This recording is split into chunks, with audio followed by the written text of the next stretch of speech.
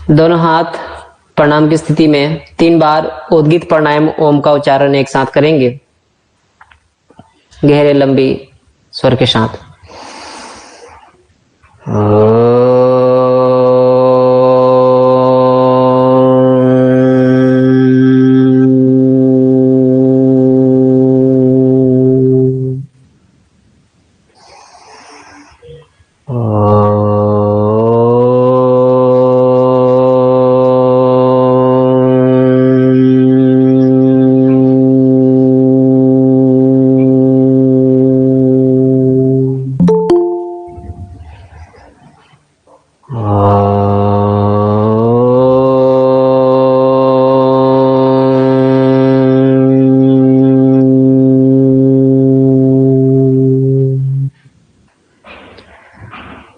संकचत्वं संवतध्वं संवो मनांसि जानताम् देवाभागं यथा पूर्वे संजानाना उपासते संजानाना उपासते। गायत्री मंत्र। ओम भूर्भुवस्वः तत्सवितुर्वरेण्यं भर्गो देवस्य धीमहि धियो यो नः प्रचोदयात्। दोनों हाथों को अच्छे से रब करेंगे और हाथों की ऊर्जा को अपने आंखों पर, अपने मानस पटल पर लगाते हुए धीरे धीरे आंखें खोलेंगे। समस्थिति। बहुत अच्छा, वेरी गुड। तो कल हम लोगों ने देखा कि आसन की शुरुआत हमें कैसे करनी चाहिए, उसमें किन किन चीजों का हमें ध्यान रखना है और आसन करने के क्या क्या फायदे हो सकते हैं। प्राणायाम देखा, संतुलित आहार देखा, पौष्टिक सोच और योग के उद्देश्य, इतनी सारी चीजें हम लोगों ने कल देखा। नेक्स्ट देखते हैं, सभी लोग पेज नंबर 9 ओपन कर लें। योग के सिद्धांत, योग सूत्र, अष्टांग योग। योग सूत्र तो सभी को पता है ना, जो बुक दिखाई थी आप लोगों को, उसी का नाम है योग सूत्र। मैम कौन सी बुक्स है? मेरे पास कोई बुक्स नहीं है। नहीं, बुक की आपको नीड नहीं है मैम, आपको नीड नहीं है बुक की। बस मैंने योग दर्शन की बुक दिखाई थी क्योंकि ये पूरा कॉन्सेप्ट उसी पे बेस्ड है। ठीक है, तो जब भी योग सूत्र, योग दर्शन की बात आती है तो सभी को माइंड में ये होना चाहिए कि हाँ, ये उसी की बात चल रही है। ठीक है, अभी लास्ट में आपको मैं दिखा दूंगी, दूसरे टेबल पे रखा हुआ है, यहाँ पर है नहीं, ये दूसरे टेबल पे रखा हुआ है। ठीक है, तो योग सूत्र योग दर्शन का मूल ग्रंथ है। यह 7 दर्शनों में से एक शास्त्र है और योग शास्त्र का एक ग्रंथ है। योग सूत्र की रचना 3000 साल के पहले पतंजलि ने की थी। इसके लिए पहले से इस विषय में विद्यमान सामग्री का भी इसमें उपयोग किया गया है। योग सूत्र में चित्त को एकाग्र करके ईश्वर में लीन करने का विधान है। पतंजलि के अनुसार चित्त की वृत्तियों के चंचल होने से रोकने की चित्त वृत्ति निरोध ही योग है, अर्थात मन को इधर उधर भटकने न देना, केवल एक ही वस्तु में स्थिर रखना ही योग है। तो योग सूत्र जो बुक हमने आपको दिखाई थी, उसमें पूरा इसी का वर्णन किया गया है कि चित्त की वृत्तियां, यानी ये बुक तो 3000 साल पहले की लिखी हुई है। ठीक है, किसी का कोई भी क्वेरी है? कोई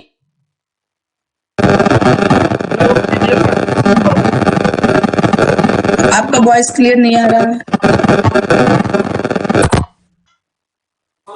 पीडीएफ जो दिए हैं मैम, हाँ, तो उसमें 9 नंबर पेज ओपन कर लीजिए, पेज नंबर 9। योग के सिद्धांत, योग सूत्र, अष्टांग योग में देखिए। ठीक है, आप उसको जो है मैच करते जाइए, हम पढ़ा रहे हैं, बता रहे हैं आपको। 3000 साल पहले इसकी रचना महर्षि पतंजलि ने की है। ठीक है, और इसमें जो इतनी भी सामग्री विद्यमान है, जितनी भी चीजें इसमें विद्यमान है, सबसे पहले तो इसका मेन कॉन्सेप्ट यही है, चित्त की वृत्तियों का निरोध।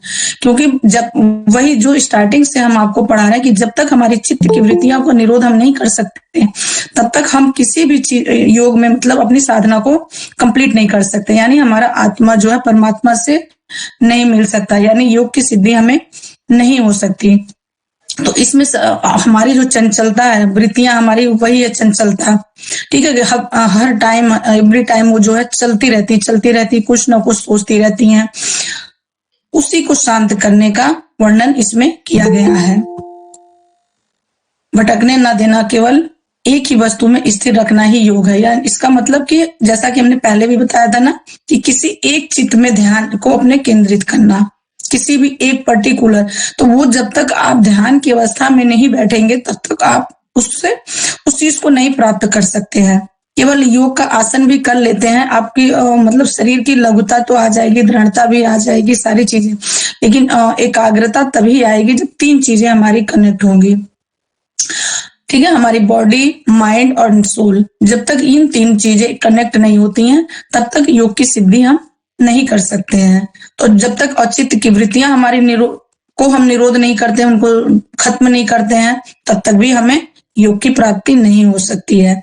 यानी इन तीनों का जहां कनेक्टिविटी होगी, वहीं जाकर के योग की हमारी सिद्धि होगी, ठीक है। सभी लोग एक जगह बैठ जाएं, और नहीं अगर बैठ सकते जैसे, तो वो अपने कैमरा ऑफ कर सकते हैं। पतंजलि के सूत्रों पर सबसे प्राचीन भाष्य वेद व्यास जी का है, ठीक है। इस पर भाष्य लिखा गया है महर्षि वेद व्यास जी। महर्षि वेद व्यास जी को सभी लोग जानते हैं, महाभारत के रचयिता महर्षि वेद व्यास जी ही हैं, ठीक है। उस पर वाचस्पति मिश्र का भी वार्तिक है। विज्ञान भिक्षु का योग सार संग्रह भी योग का एक प्रमाणिक ग्रंथ माना जाता है।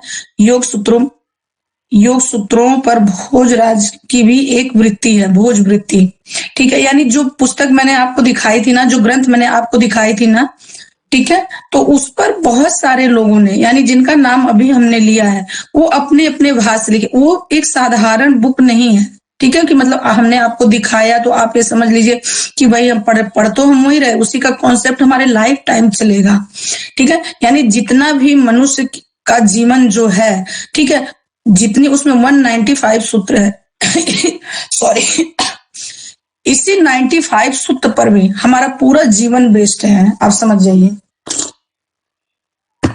ठीक है।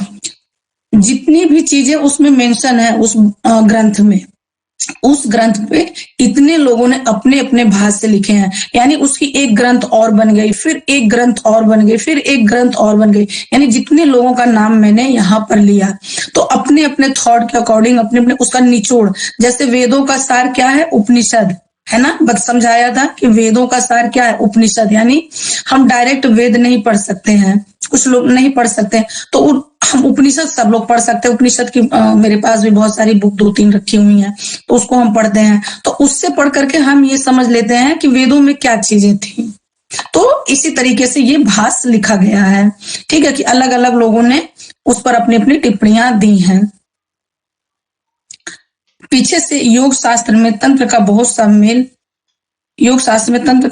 मेल मिला है, और काव्य योग का बहुत विस्तार किया गया, जिसके अनुसार शरीर के अंदर अनेक प्रकार के चक्र आदि कल्पित किए गए, क्रियाओं का भी अधिक विस्तार हुआ है, और हठ योग की एक अलग शाखा निकली, जिसमें से नेति, धौति, वस्ती आदि सठ कर्म तथा नाड़ी शोधन आदि का वर्णन किया गया है। शिव संहिता, हठ प्रदीप का घेरण संहिता आदि हठ योग के ग्रंथ हैं। हठ योग के बड़े भारी आचार्य मत्स्येंद्रनाथ यानी मत्स्येंद्रनाथ और उनके शिष्य गोरक्षनाथ हुए। अभी योग दर्शन को छोड़ दीजिए, अब हठ योग के बुक में आ जाइए, ठीक है। हठ योग के जितने भी बुक का मैंने नाम लिया है, वो सारी बुक हमारे आते हैं जो 60 कर्मों से और आसन, प्राणायाम, बंध, मुद्रा, सारी चीजों पर बेस्ड है। यानी हमारे इंटरनल ऑर्गन्स की, जैसे कि अष्टांग योग हमारा है, अष्टांग योग में क्या करते हैं कि हम एक्सटर्नल पार्ट पर काम करते हैं। और जितने भी ये बुक्स अभी नाम हमने लिया हठ प्रदीप का में, जैसे कि 60 कर्म, धौति, वस्ती, नेति, नौली, ये हमारे इंटरनल ऑर्गन्स के पर काम करते हैं। मेरी बात समझ में आ रही है? क्योंकि एनिमा मैम को देख करके थोड़ा सा लग रहा है ध्यान तो दे रही है, क्योंकि देखिए हमने पहले ही बोला ना कि जब कैमरा ऑन करते हैं या ऑन करते हैं, हम आपके फेस को देख करके आपको पढ़ के बता सकते हैं कि आप कितने इंटरेस्ट से मेरी बात सुन रहे हैं, समझ रहे हैं। और नहीं भी समझ रहे हैं तो भी हम समझ जाएंगे कि आप नहीं समझ रहे हैं, ठीक है। और समझ रहे हैं तो अच्छी बात है, लेकिन जो नहीं भी समझ रहे हैं ना, वो हम उसको हम एक्सप्लेन कर देंगे कि वो नहीं समझ रहे हैं। तो मेरा काम क्या कि आपको समझाना, ठीक है। अगर आप समझते हैं तो बहुत अच्छी बात है, जितनी जल्दी हो जाएगा, और नहीं तो हम उसको और सरल तरीके से और मतलब जितना भी हो सकता है सरल तरीके से समझाने का, इजी फॉर्म में, तो वैसे समझाएंगे। पहले हमने क्या देखा योग दर्शन के बारे में, कि जहां पर चित्त की वृत्तियों का विशेष रूप से बात कही गई है, उनके निरोध से हम योग की प्राप्ति कर सकते हैं, ठीक है, मोटा मोटा। फिर इधर दूसरी तरफ आ जाइए हठ ग्रंथ की बुक। तो हठ ग्रंथ में हमारी 8 बुक्स हैं, जिसको हम अलग अलग तरीके से पढ़ेंगे। तो उन बुक से आपका कोई लेना देना नहीं, उनके टॉपिक आपको इसी में मिल जाएंगे सारी चीजें, ठीक है। तो वो छोटे छोटा थोड़ा थोड़ा चीजें लेकर के इसमें डिफाइन किया गया है, तो उसके बारे में बताया गया। यानी जितने भी बुक्स के नाम हमने लिए हैं, आप सबके पास अगर पीडीएफ है तो उसमें से आप पढ़ लीजिए। तो वो भी एक पार्ट है हमारा योग का पार्ट। पीडीएफ मेरे पास नहीं है। ठीक है, तो सर से बात करके आप बात कर लीजिएगा, आपको पीडीएफ ग्रुप में मिल जाएगा। ग्रुप में अगर आप ज्वाइन है तो मिल जाएगा। हाँ 1 मिनट सर, मैं 1 सेकंड, थोड़ा सा मैं पानी को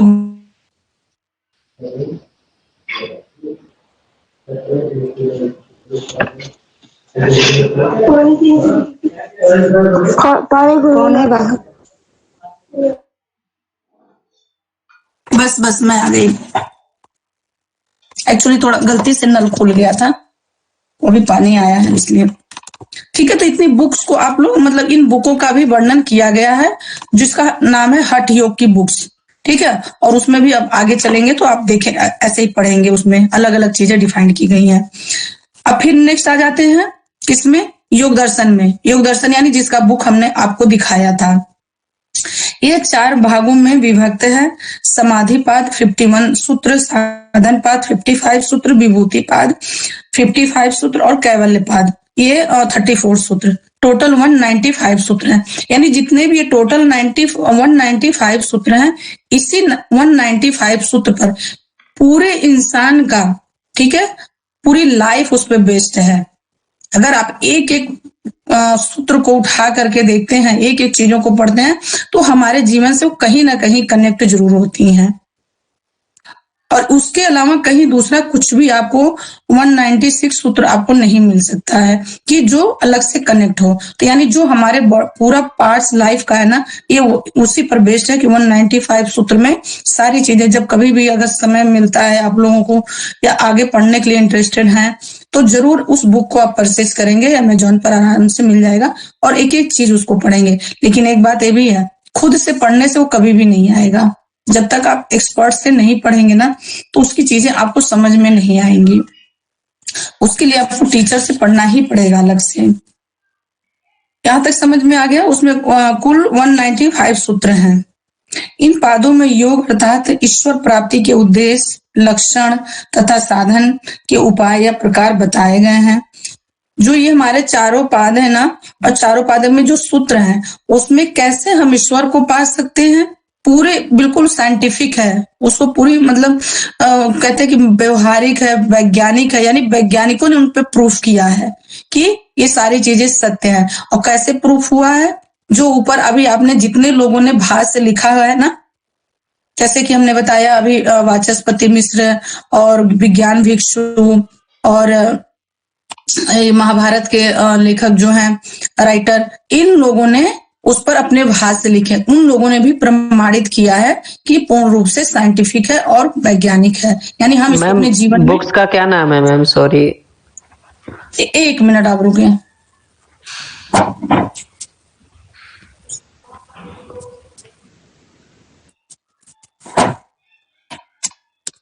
योग दर्शन, ये देखिए ये बुक है, जिसने नहीं देखा वो देख ले। योग दर्शन जैसे ही अमेजोन पर सर्च करेंगे वो मिल जाएगा, ठीक है। लेकिन अभी ये आपके काम की नहीं है। जब आप आगे पढ़ते हैं ना, तब जाकर के ये आपके काम में आएगी। अदरवाइज डिप्लोमा के लिए आपको जरूरत नहीं। इतना मैं इससे इतना ज्यादा पढ़ा दूंगी कि आपको सारी चीजें यहाँ समझ में आ जाएंगी। ठीक है। तो उद्देश्य, लक्षण तथा साधन के उपाय या प्रकार बताए गए हैं और उनके भिन्न भिन्न अंगों का विवेचन किया गया है। यानी आपको लेने देखिए जरूरत नहीं है, ये सब सारी चीजें मतलब कुछ चीजें जो मतलब जितना पार्ट आपको चाहिए डिप्लोमा के लिए वो इसमें है, ठीक है आपके पास। लेकिन जब आगे की पढ़ाई आप करते हैं, डिप्लोमा जैसे डिग्री के लिए करते हैं और कुछ और करते हैं, तब आपको वहां पे नीड होगी उस बुक की। इसमें पीडीएफ में मैम है? नहीं मैम, पीडीएफ नहीं, बुक है पूरी। नहीं, बुक ये है तो ये। आपने बोला कि जो मैं पढ़ाऊं उसको ये बाद में जरूरत पड़ेगी, उससे पहले क्या लेना है? उससे पहले ये पढ़ना है आपको। मैम मेरे पास कुछ भी नहीं है ना, इसलिए मैम आप दिखा दीजिए इनको, मैम को आप दिखा दीजिए, एक बार ऐसे करके दिखा दीजिए, देख लीजिए मैम दिखा रही हैं, ये प्रिंट आउट आप निकलवा लीजिएगा सर को बोल करके, ठीक है। आराम से मिल जाएगा, आप परेशान मत होइए। सर सुन रहे होंगे, आपको अभी आज नहीं होगा तो बोल करके सेंड करवा देंगे उसमें ग्रुप में। ठीक है, यस मैम। इनमें चित्त की भूमियों का, वृत्तियों का भी विवेचन है। इस योग सूत्र का प्राचीनतम भाष्य वेद व्यास है। इनका वेद व्यास यानी जिन्होंने महाभारत के जो राइटर हैं, उन्होंने पूरी तरीके से इसको जो है इस पर भाष्य लिख करके इसको प्रमाणित किया है कि जो व्यक्ति जीवन में अगर इस बुक को अपना लिया, यानी इन बुक के अकॉर्डिंग अपने आप को अपना लिया, वो तो मोक्ष मुक्ति को भी प्राप्त हो जाएगा और उसका जीवन जो है जिस तरीके का एक होना चाहिए कि हम अभी तक जो गाय भैंसों की जीवन देखिए, थोड़ा सा अलग लैंग्वेज बोल रही हूँ कि हमें कुछ नहीं पता था, बिल्कुल जड़ मूल की तरह हम लोग जीते आ रहे थे। कब खा रहे, कब सो रहे, कब जग रहे, क्या कर रहे हैं, मतलब आपस में एक दूसरे से ये सब होता है ना सभी साथ में। लेकिन जैसे इस बुक के संपर्क में आप आते हैं, आप खुद पे खुद दूसरे चीजों से डिस्कनेक्ट हो जाते हैं। या जो लोग आपसे आपके संपर्क में आते हैं, अगर वो प्योर है पूरी आपके तरह, तब तो वो आपसे जुड़ पाएंगे, अदरवाइज वो खुद पे ही दूर हो जाएंगे, ठीक है, खुद में ही दूर हो जाएंगे। तो ये मतलब इतना साइंटिफिक ये बुक है, ये कोई नॉर्मल बुक नहीं है कि मतलब ऐसे आप हमने दिखा दिया, बहुत बड़ी चीज है ये चीज, पूरा योग का बेस्ड है इसमें। योग शास्त्र नीति विषयक उपदेशात्मक काव्य की कोटि में भी आता है। ये बहुत सारी चीजों में ये बुक आती है, ठीक है। यह धार्मिक ग्रंथ माना जाता है, ये धार्मिक ग्रंथ भी है, लेकिन इसका धर्म किसी देवता पर आधारित नहीं है, ये किसी देवी देवता पर आधारित नहीं है, ये स्वयं पर आधारित है। जो व्यक्ति इसको पढ़ के स्वयं पर लागू करता है, स्वयं पर अप्लाई करता है, खुद के सेल्फ के लिए। यह शारीरिक योग मुद्राओं तथा शास्त्र भी नहीं है, इसमें शारीरिक योग या मुद्राओं का भी वर्णन नहीं किया गया है। यह आत्मा और परमात्मा के योग का एकत्व के विषय में है, ठीक है। यानी अगर हमें अपने परमात्मा से मिलना है तो अपने आत्मा को शुद्ध करना है और तभी जाकर के हमें परमात्मा की प्राप्ति हो सकती है। पूरी तरीके से ये बुक ये बता रहा है कि यह आत्मा और परमात्मा के योग या एकत्व के विषय में है, ठीक है। यानी जितना अभी तक आपने देखा वो सब चीजें नहीं है, लेकिन आत्मा और परमात्मा का मिलन की बात इस बुक में पूरी तरीके से साइंटिफिक बताई गई है।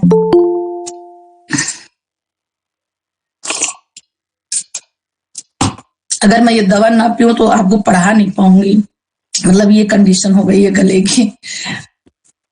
प्राप्त करने के नियमों व उपायों के विषय में ये अष्टांग योग भी कहा जाता है, क्योंकि अष्ट अर्थात 8 अंगों में पतंजलि ने इसकी व्याख्या की है। ये 8 अंग है, यम, नियम, आसन, प्राणायाम, प्रत्याहार, धारणा, ध्यान, समाधि, ठीक है। इसमें एक मतलब बताया गया है कि जो 8 अंग, ठीक है, 8 अंग पूरे हमारे आ गए।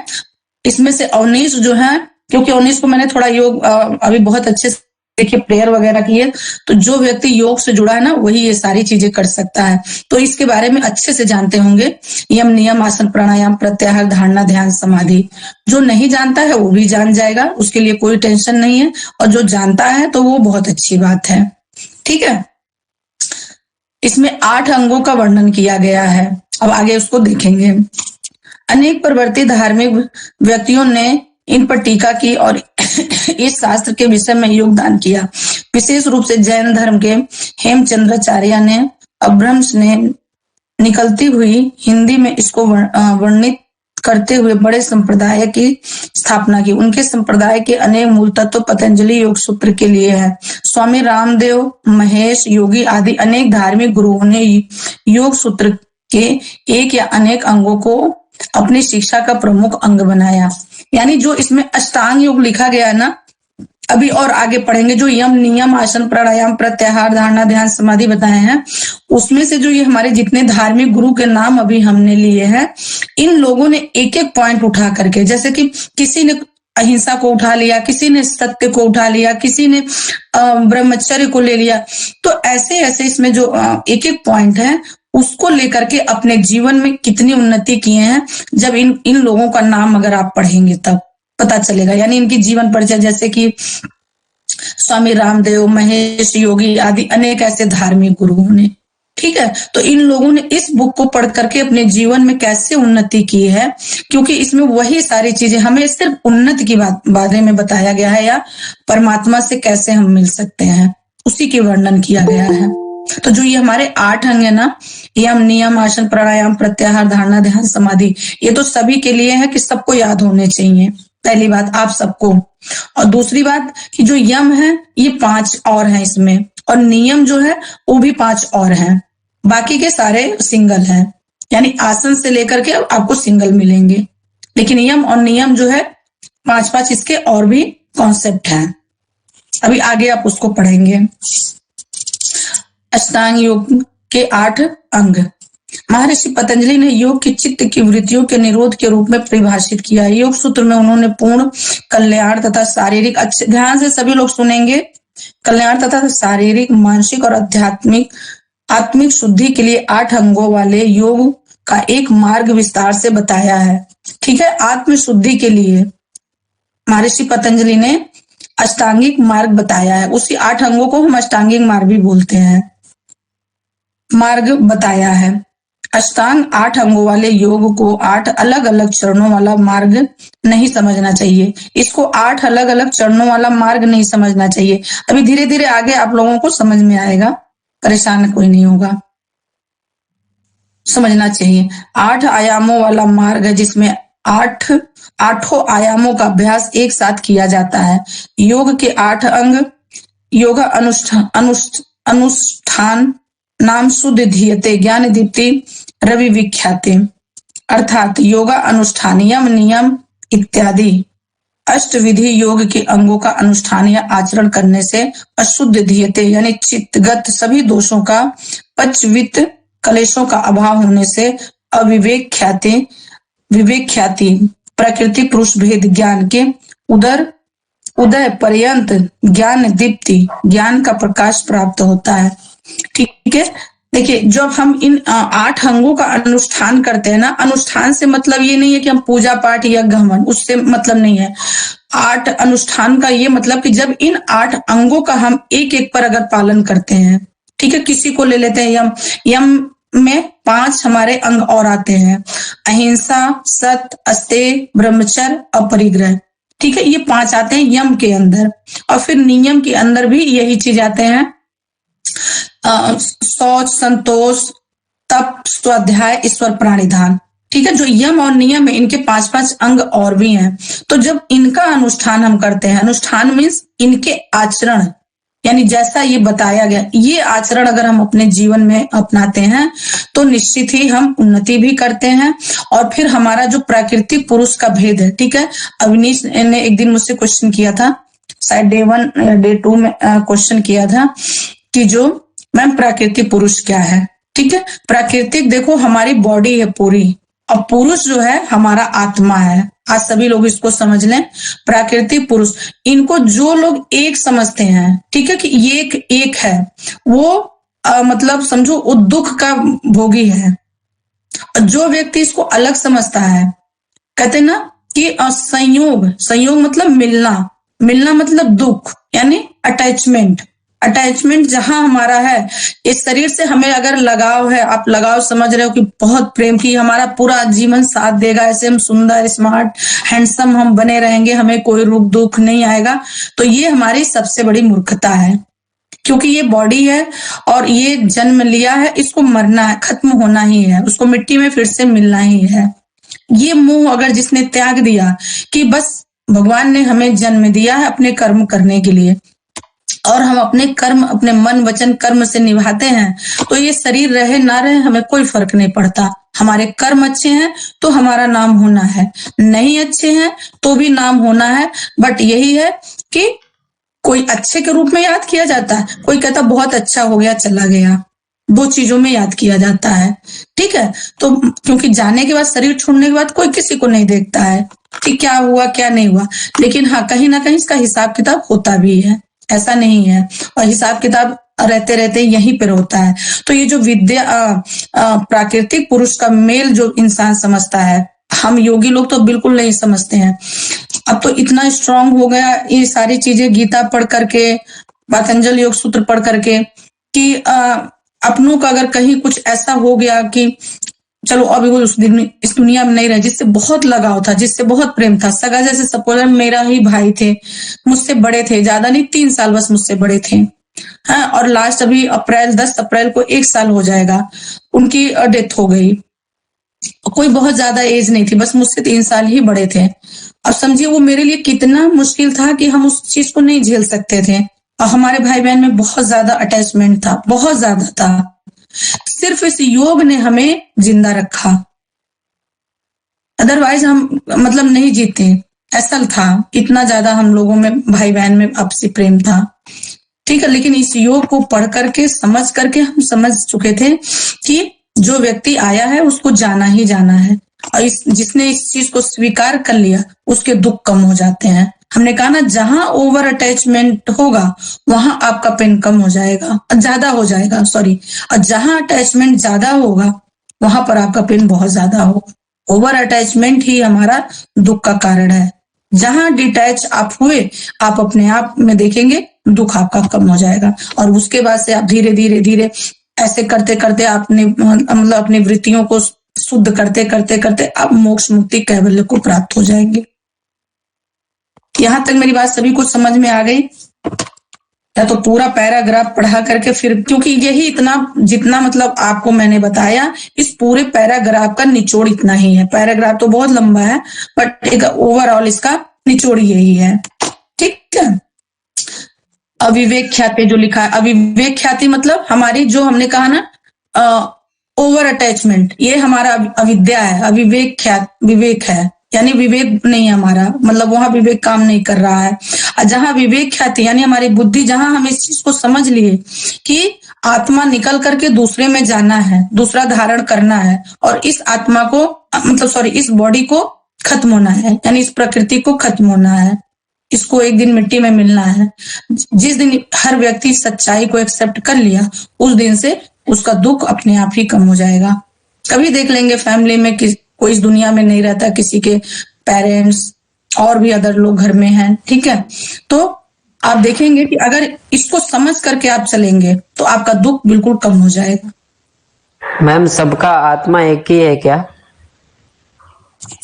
सबका आत्मा तो एक कैसे हो सकता है अमनीश? अलग अलग है। देखिए अलग एक हाथ में 5 उंगलियां हैं, ठीक है, 5 है तो पांचों के देखिए अलग अलग नाम लिखे हैं। कोई आकाश है, कोई पृथ्वी, कोई जल, कोई अग्नि, कोई इस तरीके से है। तो आत्मा कैसे अलग हो सकते हैं? हमारा आत्मा क्या है, हम कैसे सोचते कैसे बोलते हैं, आपका आत्मा कैसे सोचता कैसे बोलता है? आत्मा को किसी ने देखा नहीं है, ठीक है, लेकिन आत्मा है। अगर आत्मा है तभी हम जीवित हैं, अदरवाइज ये आत्मा निकल गया तो हम जीवित नहीं रहेंगे। आपके सामने ऐसे नहीं पढ़ाएंगे। और अगर एक ही होगा, सबका एक ही होगा, तो एक व्यक्ति अगर इस दुनिया से जाएगा तो सबको चले जाना चाहिए। नहीं मैम, कहने का अर्थ है कि मतलब कोई ऐसी शक्ति जरूर होगी जो मतलब सब आत्मा उसी के पास जाती होगी, एक मेन पावर। शक्ति है, बिल्कुल शक्ति है। बिना शक्ति के तो ये संसार चल ही नहीं सकता है ना। उसका ये बहुत सब लंबा कॉन्सेप्ट है, यहाँ पर अभी वो समझा भी नहीं सकते, इतना टाइम नहीं होगा, लेकिन ये है बहुत लंबा कॉन्सेप्ट, इसके बारे में मुझे पता है। लेकिन अभी मैं आपको ये चीजें नहीं समझा, केवल शॉर्ट में आपको मैं समझा सकती हूँ, जैसा कि अभी समझाया, ठीक है। तो जितना आप ये पैराग्राफ देख रहे हैं ना, ओवरऑल इसका निचोड़ हमने पूरा बता दिया। तो अब मुझे नहीं लगता कि अब इसमें पढ़ाना। अहिंसा से अब आप लोग देखेंगे, ठीक है। अहिंसा यम है ना, जो हमारे 8 अंग है, देख लीजिए, यम, नियम, आसन, प्राणायाम, प्रत्याहार, धारणा, ध्यान, समाधि। तो जो पहला सबसे है यम। अब यम में आ जाइए, यहाँ लिखा है यम 5 सामाजिक नैतिकता, ये समाज के लिए है। ठीक है, जो व्यक्ति को समाज के लिए करना चाहिए, ये सामाजिक नैतिकता है यम। यम में सबसे पहले क्या है? अहिंसा। शब्दों से, विचारों और कर्मों से किसी को हानि नहीं पहुंचाना। इन पंचविधि यमों में शरीर में प्राण को वियुक्त पृथक करने के उद्देश्य से किया गया कार्य या चेष्टा हिंसा है, और वही हिंसा सभी अनर्थों का मूल कारण है। उसी हिंसा का अभाव अहिंसा है। सभी प्रकार के से ही हिंसा का परित्याग के योग, हिंसा के त्याज होने के कारण सबसे पहले उस हिंसा के अभाव रूपी अहिंसा का उल्लेख किया गया है। कहने का मतलब है आप कि सबसे पहला हमारा, देखिए यम में आप लोग इसको नोट भी करते चलेंगे, ठीक है, अपने अकॉर्डिंग, क्योंकि आप लोगों को एग्जाम में पूछा जा सकता है। यहाँ से आपके मेन पार्ट शुरू हो गए हैं, आप लोगों के चैप्टर शुरू हो गए हैं, ठीक है, अब कोई इंट्रोडक्शन नहीं चल रहा है। तो कहने का मतलब, जब आप सत्य का अहिंसा का पालन करते हैं, अहिंसा मतलब किसी को गलत बोलते नहीं, किसी के साथ अपनी स्वार्थ के लिए गलत काम नहीं करते हैं, यानी ऐसा ना हो। अहिंसा बहुत तरीके से होता है, ठीक है, ऐसा नहीं है कि सिर्फ हमने किसी को 2 थप्पड़ मार दिया या कुछ अपशब्द बोल दिए तो वही अहिंसा हो गया, ऐसा नहीं है। किसी को मानसिक टॉर्चर करना भी बहुत बड़ा अहिंसा होता है, ठीक है, मानसिक टॉर्चर करना, अपने स्वार्थ के लिए किसी से गलत काम करवा लेना, वो भी अहिंसा में आता है। तो हमारी चेष्टा ये होनी चाहिए कि हम अहिंसा को छोड़कर, हिंसा को छोड़ करके अहिंसा में आए।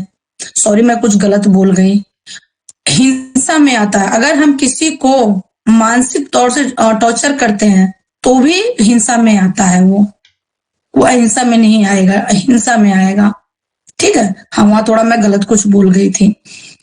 और दूसरी चीजें, किसी को अपशब्द बोलना, किसी को बार बार नीचा दिखाना, किसी को मतलब कुछ भी, मतलब इवन कुछ भी आप गलत अगर करते हो अपने मुंह से, अपने हाथ से, अपनी जबान से, अपने स्वार्थ के लिए, वो सारे हिंसा में आपके आएंगे।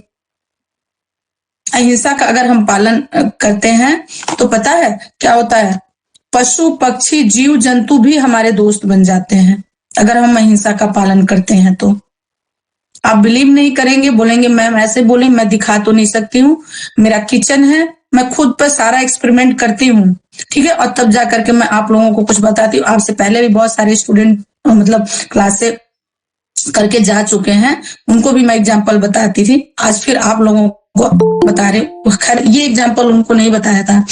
किचन है मेरा, किचन में मेरी बहुत अच्छी विंडो है, वहां पर मॉर्निंग में 6 बजे से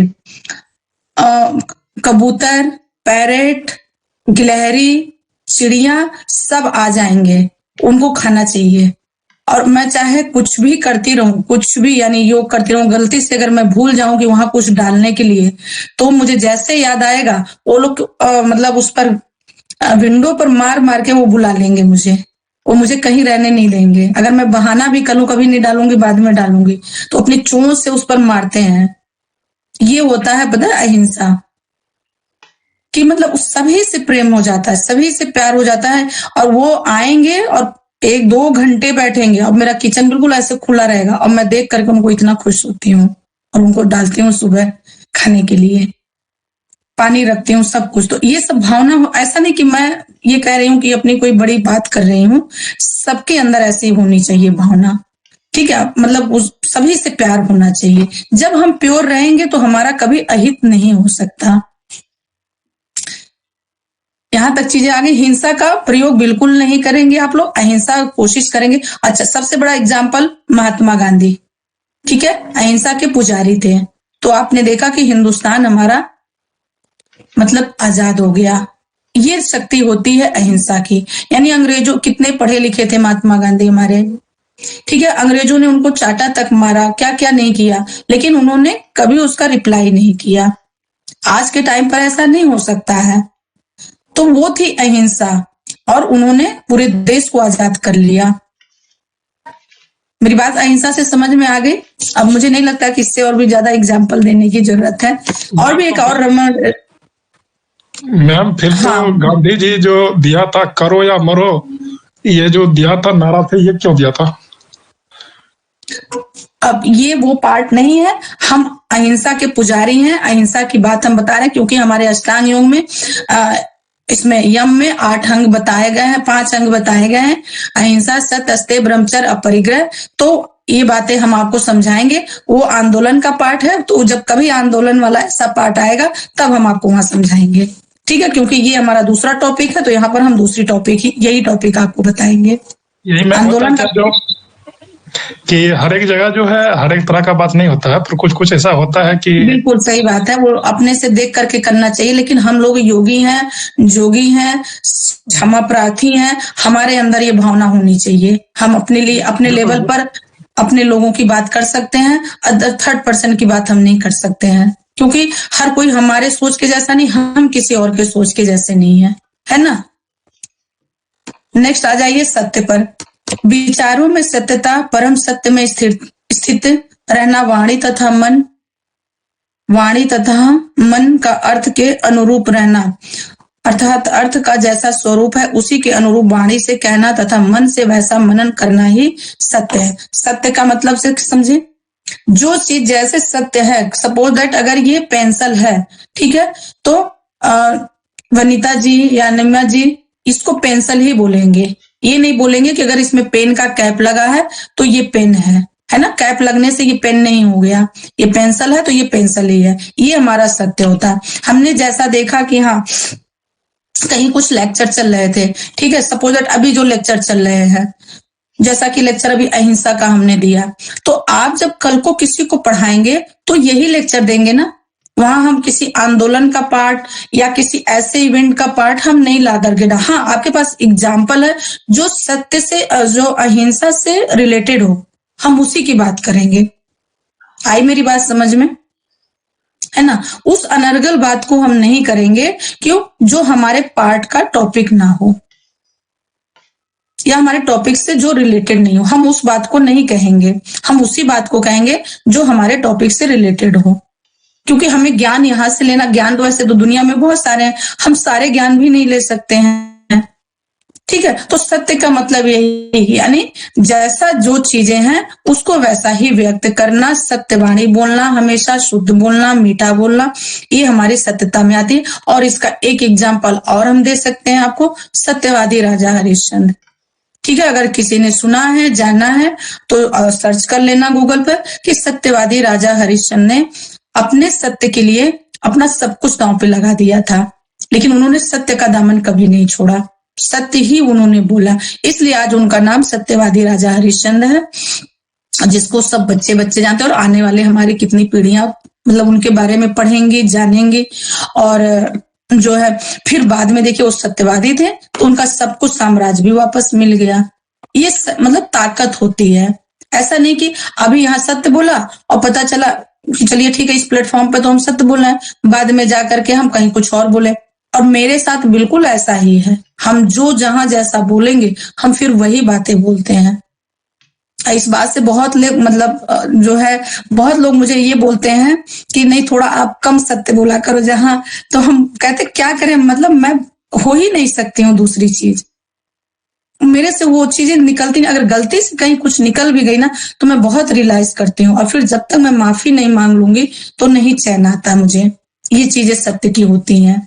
तो जब सत्य आप बोलने लगते हैं ना तो आपकी वाणी में एक ऐसा आशीर्वाद परमात्मा का हो जाता है कि आप जो बोलेंगे फिर वो हमेशा सत्य ही होगा, फिर आप गलत कभी कुछ बोल ही नहीं पाएंगे, ना किसी के लिए गलत सोचेंगे ना बोलेंगे। तो ये सब तब होता है जब हम अंदर से प्योर होते हैं। तो ये हमारे महर्षि पतंजलि इन सब चीज का उदाहरण दे करके बता रहे हैं कि जिन लोगों ने इन चीजों पर वर्क कर लिया, इस पर अपनी कब्जा मतलब कर लिया, वो महान हो जाएंगे, यानी उस पर उनकी सिद्धियां मिल जाएंगी।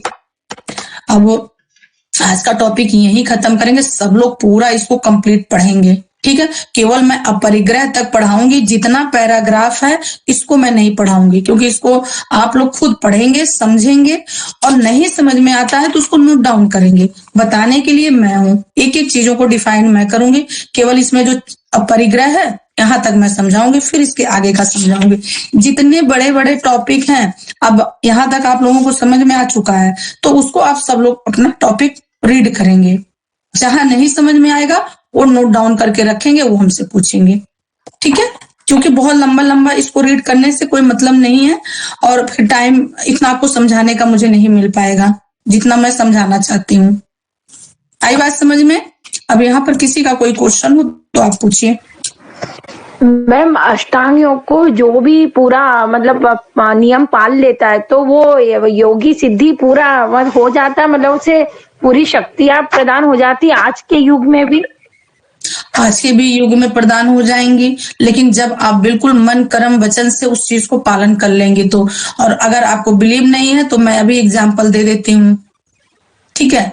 आज का आप नरेंद्र मोदी को देख रहे हैं, हाँ, और यूपी के सीएम आदित्य योगीनाथ जी को देख रहे हैं। हाँ जी। इनको कौन सी रिद्धियां सिद्धियां नहीं मिली होंगी, आप बता सकते हैं?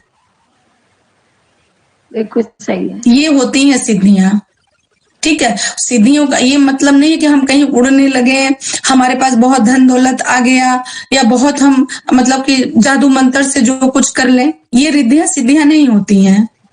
देखिए, रिद्धि देखना है सिद्धियां तो ऐसे देखिए कि जो अपने मन कर्म वचन से कर्मठ है जो व्यक्ति, वो झंडा गाड़ेगा अपना। और जिसका एग्जाम्पल है आज के टाइम पर, प्रेजेंट टाइम में, हमारे नरेंद्र मोदी और हमारे सीएम। क्या उन्होंने सत्य का पालन नहीं किया है? क्या उन्होंने अहिंसा का पालन नहीं किया है? उन्होंने अष्टांग योग का बहुत दृढ़ता से करा है। बस इसी पर एनालिसिस कर लीजिए। और भी लोग हैं, एपीजे अब्दुल कलाम जी को देख लीजिए, जिन्होंने अपने ब्रह्मचर्य को बना करके रखा। आदित्य योगीनाथ जी को देख लीजिए, ब्रह्मचर्य को बना के रखा। क्या कब ताकत आप लोग इसमें समझते हैं? जिन्होंने अपने ब्रह्मचर्य को कंट्रोल में कर लिया, अपने ब्रह्मचर्य पर काम कर लिया ना, वो मतलब झंडा अपना गाड़ेगा ही गाड़ेगा। जैसे हमारे अटल बिहारी वाजपेयी जी थे, तो ये सब हमारे एग्जाम्पल है। हमको उनको उनका आचरण हमें करना चाहिए, देख के कुछ सीखना चाहिए। जिसकी वाणी जैसे क्या वो सफल हो जाती है या बोलते हैं वो, मतलब कैसे मैं बताऊं, तो वो मतलब वो इंद्रियों का फील रहता है क्या उसमें वश? जब आप अपनी इंद्रियों को अपने अंतर्मुखी कर लेते हैं तो आपका मन खुद ऐसा हो जाएगा कि आप किसी को अपशब्द बोलेंगे ही नहीं, किसी को नीचा दिखाएंगे ही नहीं, क्योंकि आपको उस चीजों से कोई लेना देना ही नहीं है। जब आप अपने ऊपर काम करने लगते हो ना, जो सच्चे योगी जो होते हैं ना, वो सिर्फ अपने ऊपर काम करते हैं, ना कि वो दुनिया के ऊपर कि आपने क्या किया, आपने क्या खाया, आज आप पार्टी में गए थे, क्या पहन के गए थे, अरे ये तो ऐसे ही बोल रहे, अरे ये तो ऐसे ही कर रहे। ये वो लोग करते हैं जो कभी लाइफ में कुछ नहीं कर सकते। ये काम उनका है, ठीक है? और वो लोग कुछ कर सकते हैं जो सिर्फ अपने ऊपर काम करते हैं। आई मेरी बात प्रियंका समझ में? हाँ मैम, हाँ। जिस दिन से आप अपने ऊपर काम करने, आप मिरर देखने जाते हो ना, तो मिरर में क्या देखते हो? अपना फेस देखते हो ना, कि आज मैं स्मार्ट लग रही हूँ कि नहीं, या आज मेरा कहीं काजल बिंदी जो है कहीं खराब तो नहीं हो रखा, आज मैं कॉलेज जाऊंगी तो ठीक लगूंगी नहीं, या मैंने साड़ी कैसा वेयर किया। इसको मत देखिए, वो तो जैसा है सब बढ़िया है, बेस्ट है। जो उसके एक अंदर बैठा है ना, उसको देखिए, वो कितना प्योर है। जिस दिन से उसको देखना आप स्टार्ट कर देंगे, उस दिन से आपकी सिद्धियां आपको खुद ही ऐसे मिलना शुरू हो जाएंगी। प्रकृति को हर चीज उपलब्ध कराती, प्रकृति बहुत दयालु है कि जो आपको चाहिए वो चीज मिलेगा, लेकिन उसके लिए आपको प्रकृति का होना पड़ेगा, यानी उसके अकॉर्डिंग। वो हमसे क्या लेती है? प्रकृति को हम क्या देते हैं? कुछ नहीं, फिर भी वो हमें बहुत कुछ देती है ना? जिस दिन लेना छोड़ देंगे, आप देना शुरू कर देंगे, उस दिन से आपको मिलना शुरू हो जाएगा। ये है योग की ताकत। हाँ, सही कहा ये आपने। ठीक है? आपको लगता है कि प्रधानमंत्री जी को कोई किसी चीज की नीड है किसी चीज की नीड उनको? नहीं, लेकिन फिर भी उनको सब कुछ मिल रहा है। हाँ। है ना? ये है मतलब प्योरिटी की ताकत। प्योरिटी देखनी है तो ऐसे एग्जाम्पल लिया करिए, ऐसे मतलब देखा करिए, तो अपनी चीजें खुद ही समझ में आ जाएंगी कि हम अभी गड्ढे में हैं, कि गड्ढे से थोड़ा बाहर आए, कि हम समुद्र में गए, हमारी उड़ान कहाँ तक, कितनी तक है। चलिए, अब जिसका क्वेश्चन होगा नेक्स्ट अब कल करेंगे, क्योंकि अब माइक देंगे सर को। Sir, mike over to you sir.